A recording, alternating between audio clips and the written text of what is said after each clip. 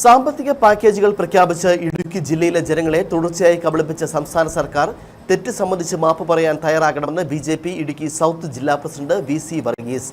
Idukki package നടപ്പാക്കുന്നതിൽ വീഴ്ച സംഭവിച്ചതായി മുൻ ധനകാര്യമന്ത്രി തോമസ് ഐസക് നടത്തിയ വെളിപ്പെടുത്തൽ ഇടതുമുന്നണിയുടെ കുറ്റസമ്മതമാണെന്നും ഇതിന് പ്രായശ്ചിത്തം ചെയ്യാൻ സർക്കാർ തയ്യാറാകണമെന്നും വി.സി. വർഗീസ് ആവശ്യപ്പെട്ടു. സംസ്ഥാനം ഭരിക്കുന്ന ഇടതുപക്ഷ സർക്കാർ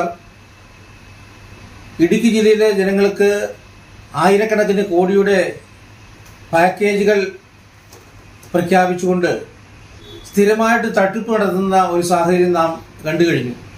കോവിഡ് പശ്ചാത്തലത്തിൽ പാക്കേജുകൾ ഒന്നും നടപ്പിലാക്കാൻ പറ്റിയില്ല എന്ന പേരിൽ വീണ്ടും സാക്ഷാൽ മുഖ്യമന്ത്രി ശ്രീമാൻ പിണറായി വിജയൻ കട്ടപ്പനയിൽ വന്ന് കഴിഞ്ഞ നിയമസഭാ ഇലക്ഷന് തൊട്ടു മുമ്പായിട്ട് ഇടുക്കി ജില്ലയുടെ സമഗ്ര വികസനത്തിന് വേണ്ടി എന്ന് പറഞ്ഞുകൊണ്ടൊരു 12,000 കോടിയുടെ പാക്കേജ് പ്രഖ്യാപിച്ചത് നാം കണ്ടതാണ്. പക്ഷേ ഈ പ്രഖ്യാപനങ്ങളെല്ലാം വെറും വാഗ്ദാനങ്ങളായി പേപ്പർ കമ്മിറ്റികളിൽ പേപ്പറുകളിൽ മാത്രം ഒതുങ്ങി നിന്ന ഒരു സാഹചര്യമാണ് നിലവിലുണ്ടായിട്ടുള്ളത്.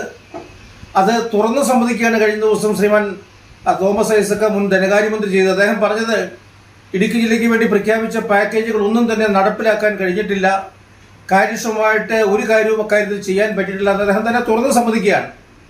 അപ്പോൾ ഇത്തരത്തിൽ ഇടുക്കി ജില്ലയിലെ ജനങ്ങളെ പാക്കേജുകൾ പ്രഖ്യാപിച്ച് കബളിപ്പിക്കുന്ന സംസ്ഥാന സർക്കാരിൻ്റെ തെറ്റായ നയം മാറ്റിക്കൊണ്ട് ജില്ലയിലെ മുഴുവൻ ജനങ്ങളോടും മാപ്പ് പറഞ്ഞ് സർക്കാർ ചെയ്ത തെറ്റിന് പ്രായശ്ചിത്തം ചെയ്യണമെന്നാണ് ഈ അവസരത്തിൽ ഭാരതീയ ജനതാ പാർട്ടി ഇടുക്കി ജില്ലാ കമ്മിറ്റിക്ക് പറയാനുള്ളത്.